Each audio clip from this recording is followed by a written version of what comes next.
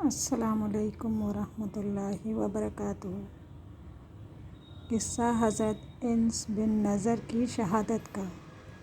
حضرت انس بن نضر ایک صحابی تھے جو بدر کی لڑائی میں شریک نہیں ہو سکے تھے۔ ان کو اس بات کا بہت ملال تھا۔ اس وجہ سے وہ اپنے آپ کو ملامت کرتے تھے کہ اسلام کی پہلی عظیم الشان لڑائی اور تو اس میں شریک بھی نہ ہو سکا۔ ان کی تمنا تھی کہ کوئی دوسری لڑائی ہو تو اس میں حوصلے سے میں پورے کروں۔ اتفاق سے احد کی لڑائی آ گئی جس میں یہ بڑی بہادری اور دلیری سے شریک ہوئے۔ احد کی لڑائی میں اول تو مسلمان کو فتح ہو گئی اور آخر میں ایک غلطی کی وجہ سے مسلمانوں کو شکست ہوئی۔ وہ غلطی یہ تھی کہ حضور اکرم صلی اللہ علیہ وسلم نے کچھ آدمیوں کو ایک خاص جگہ پر مقرر فرمایا تھا۔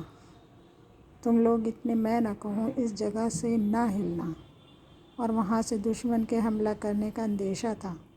جب مسلمانوں کو شروع میں فتح ہوئی تو کافروں کو بھاگتا دیکھ کر یہ لوگ بھی اپنی جگہ سے یہ سمجھ کر ہٹ گئے کہ اب تو جنگ ختم ہو چکی ہے، اس لیے بھاگتے ہوئے کافروں کا پیچھا کیا جائے اور غنیمت کا مال حاصل کیا جائے۔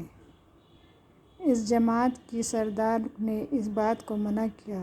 حضور کی ممانعت تھی کہ یہاں سے نہ ہٹو، مگر ان لوگوں نے یہ سمجھ کر حضور کا ارشاد صرف لڑائی کے وقت کے واسطے تھا، وہاں سے ہٹ گئے اور میدان میں پہنچ گئے۔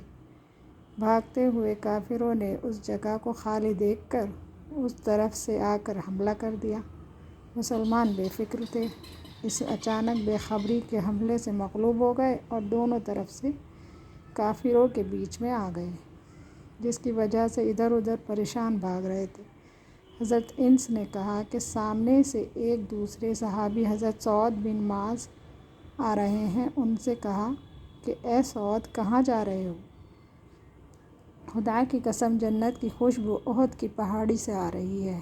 یہ کہہ کر تلوار تو ہاتھ میں لی اور کافروں کے ہجوم میں گھس گئے، اور اتنے شہید نہیں ہو گئے، واپس نہیں ہوئے۔ شہادت کے بعد ان کے بدن کو دیکھا گیا تو چھلنی ہو گیا تھا۔ 80 سے زیادہ زخم تیر اور تلوار کے بدن پر تھے۔ ان کی بہن نے انگلیوں کے پوروں سے ان کو پہچانا۔ جو لوگ اخلاص اور سچی طلب کے ساتھ اللہ کا کام میں لگ جاتے ہیں، ان کو دنیا ہی میں جنت کا مزہ آنے لگتا ہے، اور یہ حضرت انس زندگی ہی میں جنت کی خوشبو سونگھ رہے تھے۔ اگر اخلاص آدمی میں ہو جائے تو دنیا ہی میں جنت کا مزہ آنے لگتا ہے۔ میں نے ایک معتبر شخص سے، جو حضرت اقدس مولانا شاہ عبد الرحیم صاحب رائے پوری رحمۃ اللہ علیہ کے مخلص خادم حضرت مولانا سے سنا ہے کہ جنت کا مزہ آ رہا ہے۔ فضائل رمضان میں